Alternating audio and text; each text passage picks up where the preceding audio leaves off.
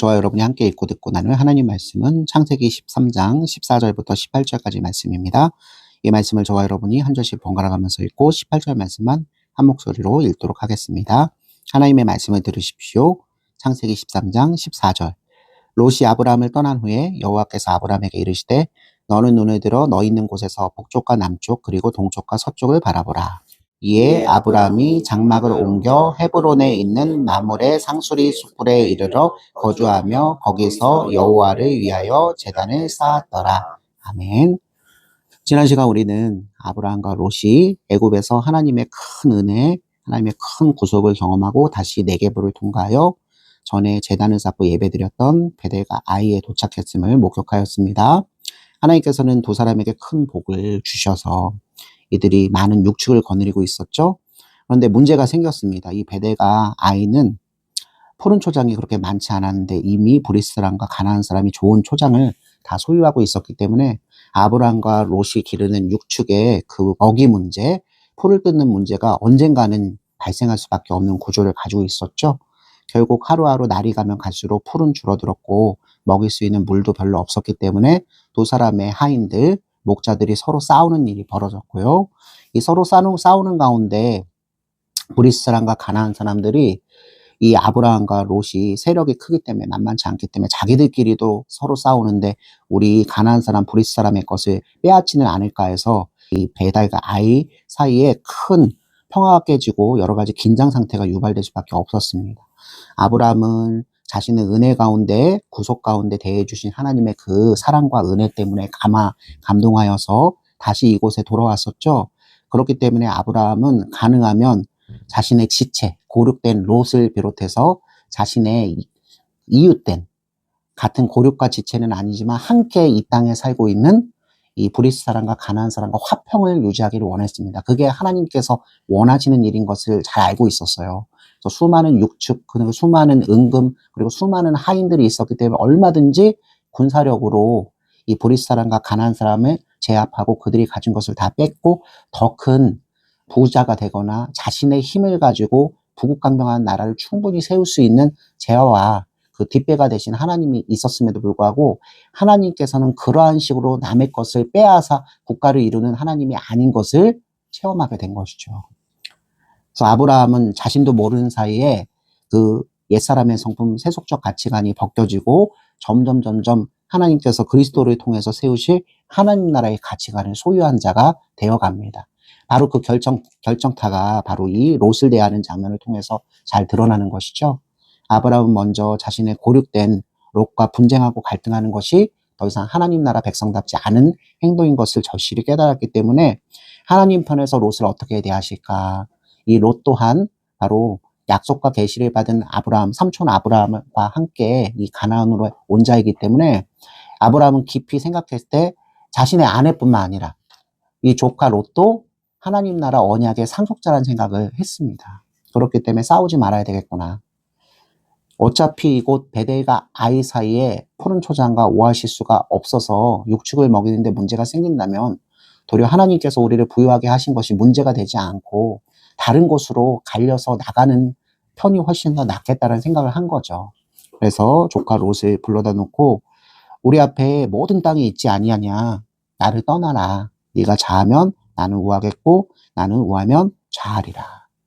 누가 봐도 요단강 동편 땅이 훨씬 더 기름지고 젖과 꿀이 흐르고 말 그대로 푸른 초장과 오아시스 사시사철 물이 흐르기 때문에 풀도 그만큼 많이 자라서 많은 육축들을 먹이게 풍부한 땅인 것이 눈으로 보인데도 불구하고 땅을 선택할 우선 권한을 자신의 조카 롯에게 아브라함이 양보합니다.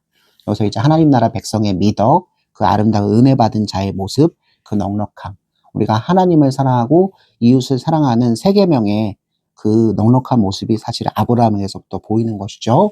여기에 비해서 조카 롯은 하나님을 믿고는 있었지만 아브라함과 같은 연단을 받은 자는 아직 아니죠.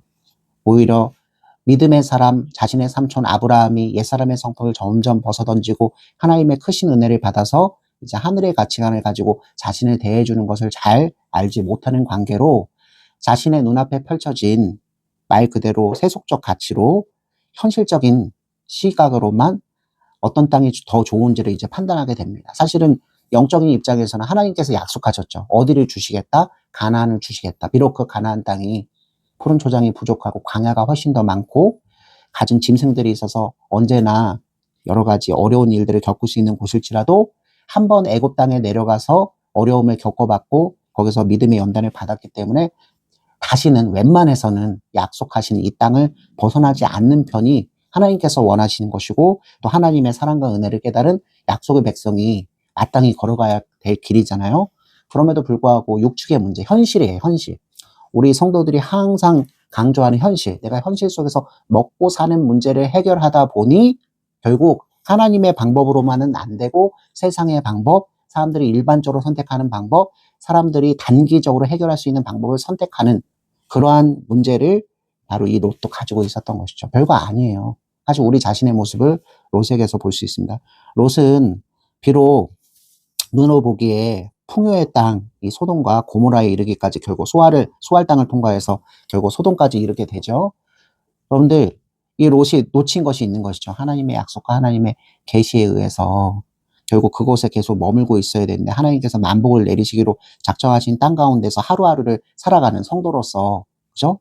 눈에 보이지 않는 것도 하나님께서 채우실 것이라고 하는 그 믿음을 가지고 살아야 되는 것을 망각하고는 자신의 현실의 여러 가지 어려움의 문제를 잘 해결해 줄 수 있는 풍요의 땅만 쫓아서 가다 보니 13절 말씀이 암시를 하죠.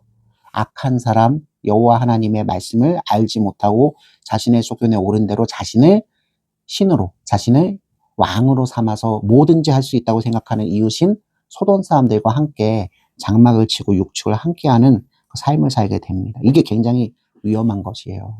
오늘날도 우리는 교회 문 밖을 나서면 하나님을 알지 못하고 세상의 방식으로 자신의 욕정과 욕심대로 사는 이웃들과 함께 우리가 공부하고 직장에서 생활하고 여러 가지 공동체 생활을 하게 됩니다. 그러면서 세속적 가치, 세상의 가치가 바로 교회와 여러분의 그 신앙에 침투하게 되어서 여러 가지 혼합된 모습으로 하나님 앞에 영광을 저해야 하는 삶을 살게 되는데요. 롯은 이 점이 그렇게 중요하지 않았던 사람이에요. 내가 당장 먹고 사는 것이 중요하지 뭐 하나님 나라의 계시나 하나님 나라의 영광이나 하나님 나라의 약속이 내 쪽에서 뭐 그렇게 중요하냐. 하나님께서 이루어주시는 것이지. 굉장히 위험한 생각이거든요. 어쨌든 두 사람은 살림살이를 이제 나눠서 아브라함은 그대로 이 요단강 서편 쪽에 가나안 땅에 여전히 머물고요. 롯은 하나님께서 주신 육축들과 자기의 식구들과 하인들을 데리고 소알을 거쳐서 소돔 땅까지 이르게 됩니다. 오늘 우리가 함께 읽었던 본문 창세기 13장 14절로부터 18절은 그 자신의 유일한 고륙인 사실 아들로 생각했던 아직 하나님께서 약속하신 바가 아무것도 이루어지지 않은 상태에서 아브라함이 얼마나 이 롯을 믿고 신뢰하고 자신의 상속자로 여기면서 애달파했을까요? 롯이 떠난 그 빈자리, 그 무엇도 채워지지 못하는 그 막막함과 그 애달픔이 있는 그 현장 가운데 하나님께서 롯을 사랑과 덕과 은혜로 대한 그 아브라함을 위로하시고 또 한 번 자신이 약속을 지키시는 분인 것을 알려주시기 위해서 아브라함 앞에 나타나십니다. 우리 14절 말씀 함께 읽어보겠습니다. 롯이 아브라함을 떠난 후에 여호와께서 아브라함에게 이르시되 너는 눈을 들어 너 있는 곳에서 북쪽과 남쪽 그리고 동쪽과 서쪽을 바라보라. 그럼 분명히 하나님께서 아브라함에게 아브라함아 너 눈을 들어서 온 사방을 쳐다보아라. 온 사방을 쳐다보았을 때 북쪽과 남쪽, 동쪽과 서쪽, 특히 동쪽. 아무래도 동쪽 땅은 자신을 가장 사랑하는 조카 롯이 떠나간 땅이죠. 이미 네가 좌하면 나는 우하고 내가 우하면 좌하겠다라는 약속을 했기 때문에 동쪽 땅은 롯에게 이미 다 줬다고 생각해서 자신의 소유가 아니라 생각했어요. 그럼에도 불구하고 하나님께서는 눈을 들어서 네가 온 사방을 쳐다보면 그 모든 땅을 15절 말씀이죠. 보이는 모든 땅을 내가 너와 내 자손에게 주리니 영원히 이르리라 라고 말씀하세요. 뭔가 모순되지 않습니까? 여러분 지금까지 하나님께서 이 아브라함에게 약속하신 그 땅과 자손의 실체가 물질적이고 현실적이고 실질적인 것에 지나지 않다고 생각하셨다면 이 말씀은 여러분들한테 절대로 은혜가 되지 않을 것입니다. 하나님께서는 이제 하나님 나라의 가치관을 서서히 갖고 그 은혜와 그 덕으로 자신의 조카 롯을 대한 아브라함, 분명히 변화가 있고 성장이 있는 거잖아요. 아브라함이 전에는 어땠죠? 물론 믿음이 있었어요. 그러나 하나님께서 요구하시는 하나님 나라의 그 가치관을 완전히 소유한 자는 아니었죠. 그것을 보여주는 공간이 어디였다? 애굽이었습니다. 애굽에서 잔꾀로 자기가 살아남기 위해서 아내를 빌미로 삼았던 그 모습을 용서하시고 도리어 하나님께서 약속의 자손 거룩한 씨를 주시고자 하는 그 사라를 하나님께서 강건조로 구출하신 그 사건 때문에 아브라함은 생각하게 된 것이죠. 내가 하나님을 믿고 산다는 것은 단순히 먹고 입고 마시고 해서 끝나는 것이 아니라 그 하나님 나라에서 하나님께서 바라시는 삶의 가치까지 내가 쫓아가는 것이구나. 그러한 모든 것들이 롯을 대하는 데 있어 또는 이 베델과 아이에서 함께 살고 있는 보리스 사람과 가나안 사람들을 대하는 아브라함의 모습에서 잘 나타낸 거예요. 하나님께서 어떻게 하셨다? 아브라함을 보시고 참 좋아하셨겠죠. 아브라함이 자신의 영원한 상속자 자손이 없기 때문에 유일한 후계자라 생각했던 롯을 떠나보내면서도 하나님의 은혜와 하나님의 덕을 잘 보인 모습을 하나님께서 기뻐하신 것입니다. 그래서 아브라함에게 오셔서 다시 한번 약속을 든든히 공고히 하시는 것이죠. 너 북쪽과 남쪽 그리고 동쪽 서쪽 모든 땅을 바라봐라. 네가 보는 모든 땅을 내가 너와 내 자손에게 주는데 영원히 주겠다. 여러분 이것은 지금 당장 네가 보는 모든 땅을 주겠다고 하는 말씀이 아닙니다. 그걸 우리가 어디서 확인할 수 있냐면 16절 말씀을 통해서 확인할 수 있어요. 읽어봅시다. 시작. 내가 내 자손이 땅에 티끌 같게 하리니 사람이 땅의 티끌을 능히 셀 수 있을진데 내 자손도 세리라. 그럼 어떤 문제가 있죠? 아브라함은 자손이 한 명도 없어요, 여전히. 근데 하나님께서는 보이는 땅을 누구에게 주시겠다? 너와 내 자손에게. 전에 애굽 땅에 내려가기 전에 하나님께서 가나안 땅을 지금 당장이 아니라 앞으로 누구에게?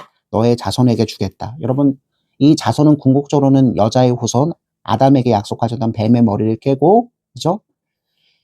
모든 죄와 부패와 타락에서부터 우리를 구원해 주실 유일한 씨 예수 그리스도, 우리 모든 믿는 자들의 왕이시며 선지자이시며 제사장이신 그분을 말씀하는 거죠. 그 약속이에요. 다시 한번 약속하세요. 한 명도 자식이 없는데 네가 바라보고 있는 땅, 그 땅의 티끌처럼 자손들이 많게 하겠다. 이것은 우리 구주 예수님으로 인해서 믿음을 갖고 하나님 나라의 백성이 된 하나님 나라의 자손들을 뜻해요. 누구에서부터 이것이 시작될 것이다? 아브라함 너 한 사람에게서부터 이 일이 시작될 것이다. 내가 너한테 주려고 하는 땅과 자손은 바로 네가 생각하는 국가적 개념, 현실적 개념의 그 땅과 자손이 아니라 바로 나 여호와로 인해서 죄와 부패와 타락 가운데서 구출받고 하나님의 거룩과 진실과 의를 사모하며 하나님의 영광을 위해 뜻대로 사는 하나님 나라 백성들의 숫자가 많아지고 그 머리 대신 예수님께서 다스리시는 하나님 나라가 도래되는 것을 지금 얘기하는 것입니다. 그림자처럼 실체는 아직 오시지 않았지만 실체 대신 예수님께서 아직 오시지 않았지만 그 그림자에 해당되는 가르침을 여호와 하나님께서 아브라함에게 주시는 거예요. 지금 예수님께서 오신 이후의 신약 시대를 살고 있는 우리들은 이 말씀의 그림자가 아니라 실체 대신 예수님을 알기 때문에 이 말씀의 진리를 바르게 파악할 수 있지만 당대의 아브라함은 여전히 하나님의 의 가운데서 가르침을 받고 있기는 했지만 아직 부분적으로 그림자로서만 이 말씀을 받을 수밖에 없는 것입니다. 여러분 하나님께서는 아브라함에게 자주 나타나세요. 계속 나타나셔서 여러 가지 시험을 하시고 그 시험을 잘 믿음으로 견뎌내고 통과한 아브라함을 위로하시고 다시 한번 약속을 강화시키시면서 우리가 그렇게 입으로 고백하는 믿음의 선진, 믿음의 사람이 되게끔 만들어 가시잖아요. 오늘 이 14절부터 16절의 선언은 단순히 이스라엘 국가를 이루게 하고 그 이스라엘이 세상 나라 가운데 가장 강력한 그 군사력과 경제력을 가진 제1국가를 이루겠다고 하신 말씀이 아니라 바로 우리 구주 예수 그리스도를 통해서 모든 믿지 않는 사람들 그러나 하나님의 택함을 받아서 결국 예수님의 핏값으로 구속한 그 백성들, 영적인 이스라엘 백성들과 영적인 이스라엘 나라의 흥망성쇠에 대해서 하나님께서 약속하시는 장면인 것을 영원히 잊지 않기를 주님의 이름으로 축원합니다. 이 16절 말씀은 얼마나 큰 은혜가 되는지 모릅니다. 내 자손의 땅, 하나님 나라죠. 앞으로 영광 가운데서 아브라함에게 약속하시고 아브라함에게 주신 거룩한 씨 예수님을 통해서 이루어질 이 하나님 나라의 땅 가운데 믿는 자들의 숫자가 셀 수 없을 만큼, 땅의 티끌을 우리가 셀 수 없을 만큼 많잖아요. 하나님 나라의 영광을 위해서, 하나님 나라의 그 가치를 위해서 하나님 나라의 백성들 모든 자손들의 숫자가 엄청나게 많을 것임을 예고하고 있는 이 말씀. 기독교 역사 3000년이 이것을 증거하고 있습니다. 지금 이 말씀을 오늘날 우리들에게 적용해 보면 17절 말씀이에요. 너는 일어나 그 땅을 종과 횡으로 두루 다녀보라. 내가 그것을 내게 주리라.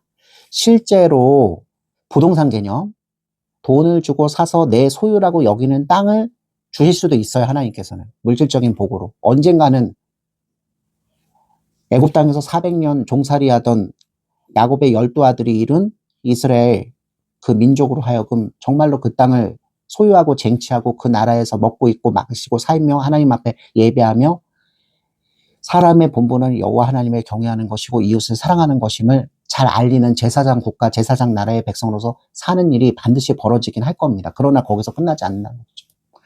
이 17절 말씀은 오늘날 믿는 모든 성도들에게 공의 주시는 말씀이거든요. 너는 일어나 그 땅을 종과 행으로 두루 다녀보라. 내가 그것을 내게 주리라. 하나님께서는 이방 사람들처럼 땅의 일부분을 주셔서 그것에 취해서 만취해서 살기를 바라시지 않으세요. 우리는 영원히 이 땅 가운데 여기 지상 가운데 삶을 살 때는 정착민이 아니라 무엇이다? 유랑민이에요. 마치 누구처럼? 아브라함처럼. 우르를 떠나서 하란을 거쳐 가나안으로 왔지만 가나안 그 약속한 축복의 땅이라 생각했지만 오히려 현실의 문제 때문에 믿음의 시련 여러 가지 그 과정을 거치면서 점점 옛사람의 성품을 벗고 하나님 나라의 가치관을 가진 사람이 되어 무엇이 하나 없을지라도 자신에게 약속하신 하나님의 만복이 눈에 보이는 현실적인 복이 한 가지가 없더라도 이미 무엇을 받은 바 되어서 하나님 나라의 큰 영광, 그 예수 그리스도께서 이루실 하나님 나라의 가치를 이미 받은 자 되었기 때문에 그것을 먼저 걸머쥐고 소유한 자가 되었기 때문에 하나님의 거룩과 의와 진실로 살고 행할 수 있는 자가 되는, 여러분 지금의 우리의 처지하고 딱 맞는 말씀이죠. 우리는 대한민국 국민으로 살기도 하지만 여러분 잘 생각하셔야 돼요. 상위 1%의 사람들을 제외하고는 자신의 소유로 가지고 있는 땅과 건축물과 여러 가지 소유들은 비교하면 비교할수록 상대적인 박탈감을 가질 수밖에 없습니다. 그래서 반란이란 것도 일어나고, 그래서 정권을 잡아가지고 나라를 변화시키려고 하는 무리들도 기승을 부리는 거잖아요. 그리고 그 무리들의 편승해서 내 가치하고 맞는 사람들을 지원하고 정치적으로 판단해서 선거하고, 그렇게 세상의 왕, 하나님께서 전혀 바라시지 않는 방식으로 우리들의 지도자를 선출해서 거기에 희망을 걸고 그 희망이 무너지고, 그래서 나라가 망했다, 나라가 잘 됐다, 이러한 인간적 판단을 하면서 사는 것이 우리 무지랭이 같은 사람 아닙니까? 하나님은 믿는 자로 하여금 그 가치에서 벗어나기를 원하세요. 내가 모든 것을 소유한 진짜 왕이다. 내가 모든 것을 소유한 진짜 창조주, 진짜 주권자이다. 여러분, 우리 믿는 자들은 두 나라의 국민입니다. 이미 예수 그리스도께서 이 땅 가운데 첫 번째 강림하셔서 사람으로서 사시면서도 범죄하시지 아니하시고 우리 미련한 죄와 비참과 타락 가운데서 언제든지 시한폭탄처럼 터져서 사망의 길을 걸어갈 우리들을 위해서 당신의 목숨을 내놓으면서 죄값을 완전히 치르셔서 하나님 나라 백성으로서, 그죠? 당신의 생명 목숨값으로 사신 백성들이 이제 새로운 가치관을 갖고 살기를 바라시는 것이죠. 물질적인 복은 분명히 하나님 나라의 그 영적인 복을 가시화하는 것이 많습니다. 구약 시대는 특별히 이게 더 강조가 돼요. 그러나 신약 시대는 이제 좀 다르죠. 예수 그리스도께서 어떤 길을 걸어가셨죠? 죽음의 길을 걸어가셨어요. 한평생 가난하셨고 한평생 권세, 권위라는 것은 전혀 없는 분, 하늘의 영광과 권세를 가졌음에도 불구하고 자기 백성 이스라엘에게 팔리운 바가 되고 매맞은 바가 되고 목숨을 빼앗긴 바가 되신 분이었어요. 그분이 이 17절 말씀을 보시면 아시겠지만 땅떼기 하나라도 가지고 있어서 강력한 힘을 가지고 그 군사력과 경제력을 가지고 이스라엘을 재건하는 자가 되셨습니까? 전혀 아니잖아요. 도리어 죽는 방식으로, 사람들이 전혀 원하지 않는, 이해할 수 없는 방식으로 당신의 목숨을 내놓으심으로써 가장 낮은 곳에 있는 죄와 부패와 타락 가운데 신음하는 모든 하나님의 백성들을 위해서 살리시기 위해서 자신의 목숨값을 내놓는 아이러니한 왕이 되셨어요. 지금 아브라함에게 하나님께서 약속하시고 있는 이 14절부터 17절 말씀도 마찬가지 가치를 지향하고 있습니다. 아브라함아, 지금 네가 고륙으로 생각했던, 자식으로 생각했던 롯이 떠나가서 마음이 슬프고 아프니? 그리고 네 눈앞에 펼쳐진 요단강 동편 땅은 네가 봐도 부유하고 풍요하고 적과꿀이 넘치는 땅이지만 네가 있는 이 가나안 땅은 여전히 척박하고 사막 광야밖에 없어서 네가 가지고 있는 현실적인 문제, 많은 육축들을 먹이고 하인들을 다스리고 내가 너한테 약속했던 자손과 땅과 국가를 세우는 여러 가지 일들이 요원하게 느껴지니 나를 믿는 믿음이 더 커지는 것보다는 네가 위축되고 뒤로 물러날 수 있는 그 가능성이 네가 있다는 거를 내가 잘 알고 있어. 그러나 나는 네가 너무나 잘했다고 생각해.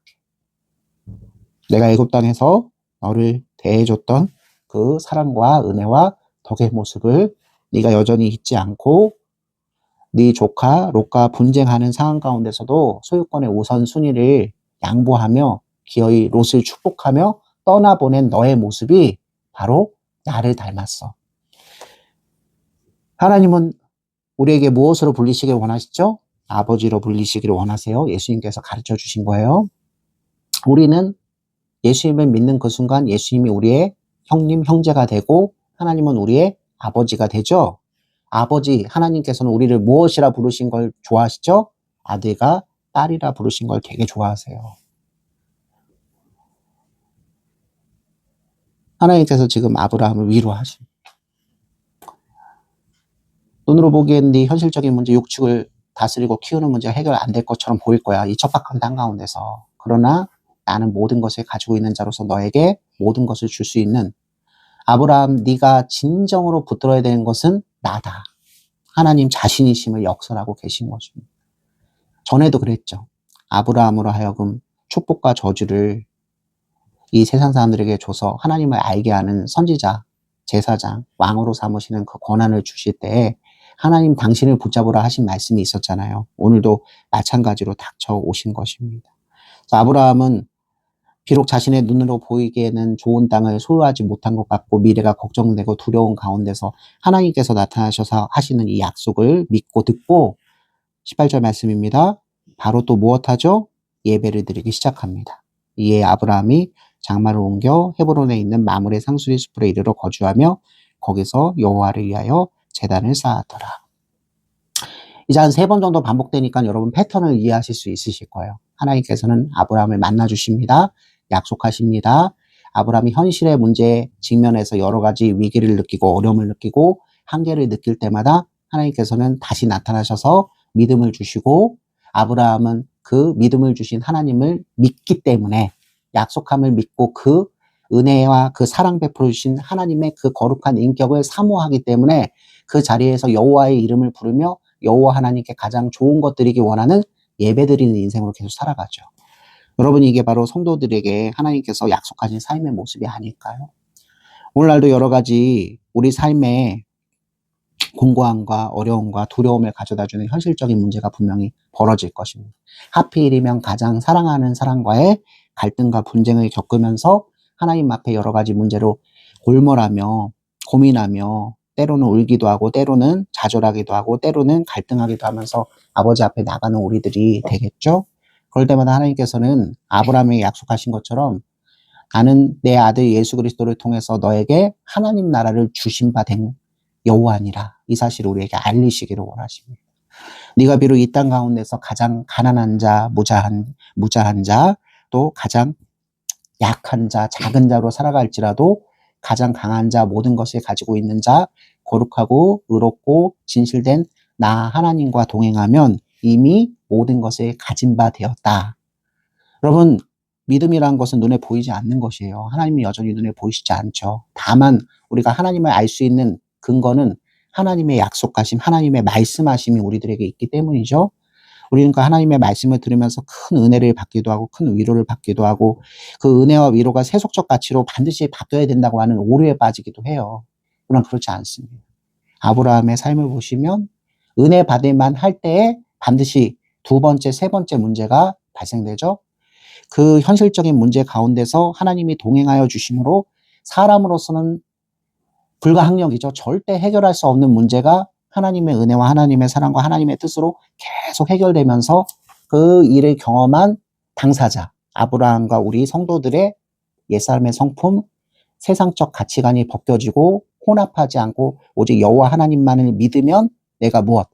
이게 세속적인 말이 되지 않길 바래요. 복을 받는구나. 하나님과 동행하면 이게 제일 안전하구나. 하나님과 동행할 때 상생할 수 있구나. 누구도 살고 누구도 산다?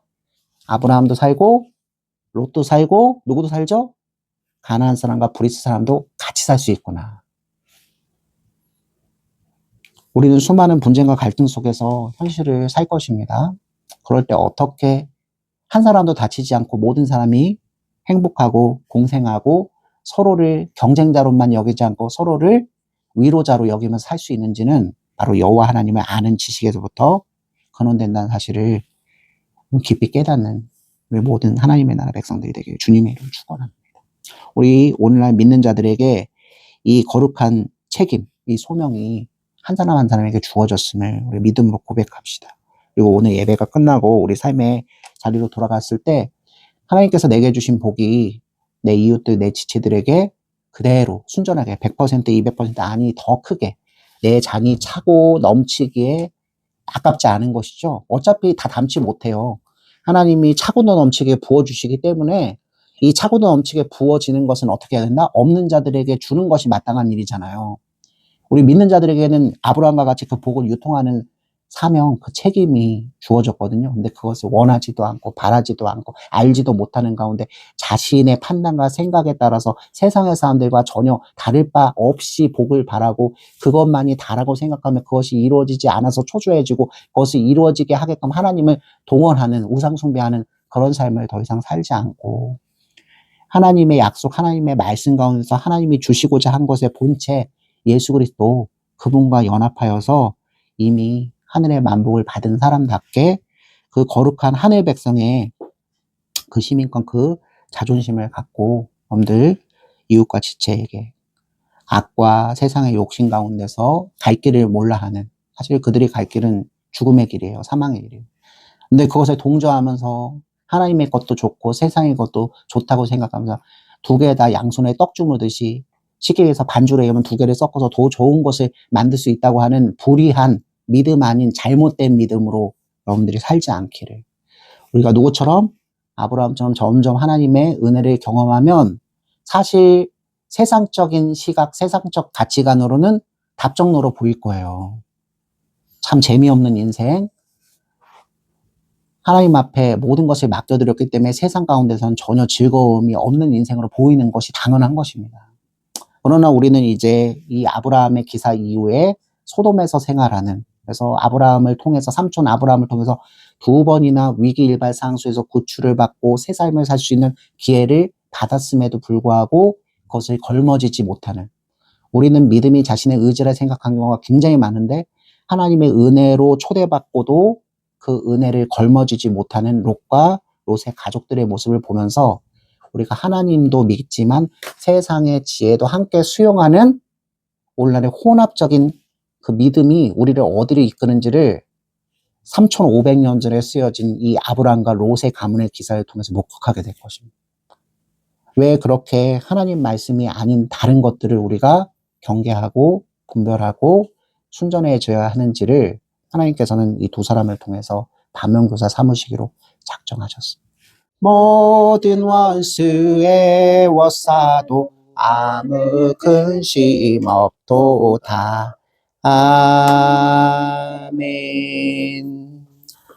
이제는 우리 주 예수 그리스도의 은혜와 하나님의 높고도 진실하신 사랑하심과 성령 하나님의 내주하심과 조명하심과 충만하여 주심이 오늘 아브라함에게 다시 나타나셔서 땅을 주시고 그 후손을 바로 이 땅의 티끌보다 많게 하시겠다고 하신 여호와 하나님의 약속이 바로 예수님을 통해서 우리 모든 하나님의 나라 백성들이 그 하나님 나라를 소유한 자, 하나님을 소유한 자, 하나님으로 인해서 아무것도 가진 것이 없으나 이미 많은 것을 가지고 있는 자 되었음을 알려주신 말씀으로 믿고 그렇게 하나님께 감사하며 살기 원하는 모든 하나님의 나라 백성들 머리 위에 이제로부터 영원까지 항상 함께 계실지어다. 아멘. 아멘.